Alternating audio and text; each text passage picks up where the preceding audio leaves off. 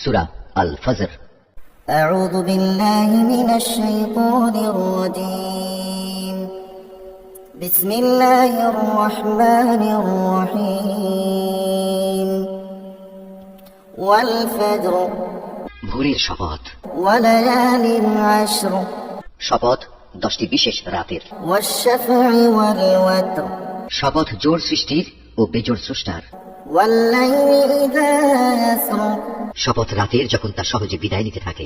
هل في ذلك قسم لذي حجر এর মধ্যে কি বিবেকমান লোকদের জন্য শপথ রাখা হয়েছে? ألم تر كيف فعل ربك بعاد তুমি কি দেখোনি তোমার মালিক আদ জাতির লোকদের সাথে কেমন ব্যবহার করেছেন? إرم ذات العماد এরাম গোত্র ছিল উঁচু স্তম্ভ বিশিষ্ট প্রাসাদের অধিকারী, التي لم يخلق مثلها في البلاد জ্ঞান ও ঐশ্বর্যের দিক থেকে জনপদে তাদের মতো কাউকেই এর আগে সৃষ্টি করা হয়নি। وثمود الذين جابوا الصخر بالواد উন্নত ছিল সামুদ, তারা পাহাড়ের উপত্যকায় পাথর কেটে সুরম্য অট্টালিকা বানাত। وفرعون ذي الأوتاد অত্যাচারী ফেরাউন, যে কিলক দেখে শাস্তি প্রদানকারী জালেম ছিল, الذين طغوا في البلاد এরা দেশে দেশে আল্লাহর সাথে বিদ্রোহ করেছে, فأكثروا فيها الفساد এরা তাতে বেশি মাত্রা বিপর্যয় ও অশান্তি সৃষ্টি করেছে।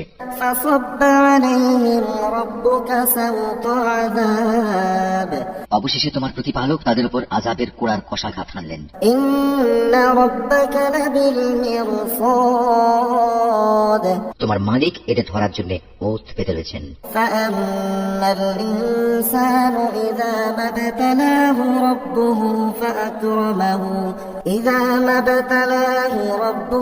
فأكرمه ونعمه فيقول ربي أكرمن মানুষটা এমন যে যখন তার মালিক তাকে নিয়ামত, অর্থ সম্পদ ও সম্মান দিয়ে পরীক্ষা করেন, তখন সে বলে, হ্যাঁ, আমার মালিক আমাকে সম্মানিত করেছেন।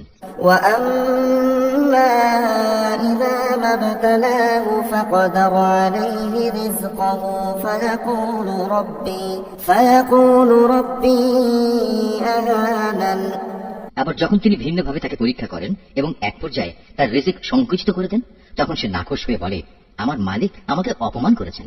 كلا بل لا تكرمون اليتيم কখনো নয়, সত্যি কথা হচ্ছে তোমরা এতিমদের সম্মান করো না। ولا تحاضون على طعام المسكين মিসকিনদের খাওয়ানোর জন্য তোমরা একে অপরকে উৎসাহ দাও না। وتأكلون التراث أكلا لما وتحبون المال حبا جما তোমরা মৃত ব্যক্তির রেখে যাওয়া ধন সম্পদ নিজেরাই সব কুক্ষিগত করো। বৈষয়িক ধন সম্পদ তোমরা গভীরভাবে ভালোবাসো। كلا إذا دكت الأرض دكا دكا তেমনটি কখনো উচিত নয়। স্মরণ করো যেদিন এই সাজানো পৃথিবীটাকে চূর্ণ বিচূর্ণ করে দেওয়া হবে।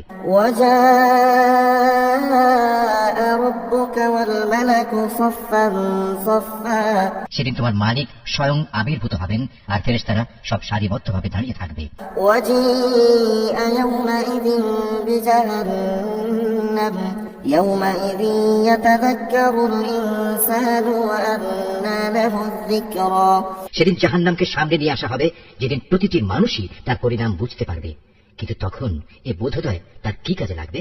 يقول يا ليتني قدمت لحياتي فيومئذ لا يعذب عذابه أحد সেদিন এ হতভাগ্য ব্যক্তিরা বলবে, কত ভালো হতো যদি আজকের এই জীবনের জন্য কিছুটা ভালো কাজ আগে ভাগে পাঠিয়ে দিতাম।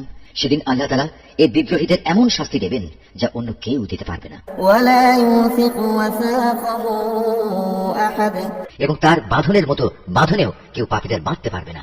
يا أيتها النفس المطمئنة নেককার বান্দাদের বলা হবে, হে প্রশান্ত আত্মা, ارجعي إلى ربك راضية مرضية তুমি তোমার মালিকের কাছে ফিরে যাও সন্তুষ্ট চিত্তে ও তার প্রিয় ভাজন হয়ে। فادخلي في عبادي وادخلي جنتي অতঃপর তুমি আমার প্রিয় বান্দাদের দলে শামিল হয়ে যাও আর আমার অনন্ত জান্নাতে প্রবেশ করো। والفجر وليال عشر والشفع والوتر والليل إذا يسر هل في ذلك قسم لذي حجر ألم تر كيف فعل ربك بعاد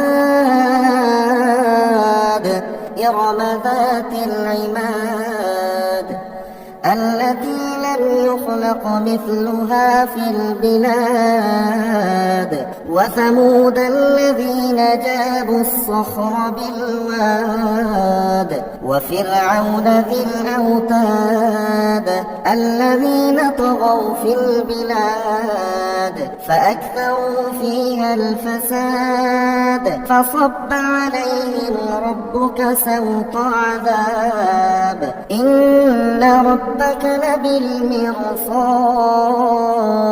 فأما الإنسان إذا ما ابتلاه ربه فأكرمه ونعمه فيقول ربي أكرمن وأما إذا ما ابتلاه فقدر عليه رزقه فيقول ربي أهانن كلا بل لا تكرمون اليتيم ولا تحاضون على طعام المسكين وتأكلون التراث أكلا لما وتحبون المال حبا جما كلا إذا دكت الأرض دكا دكا وجاء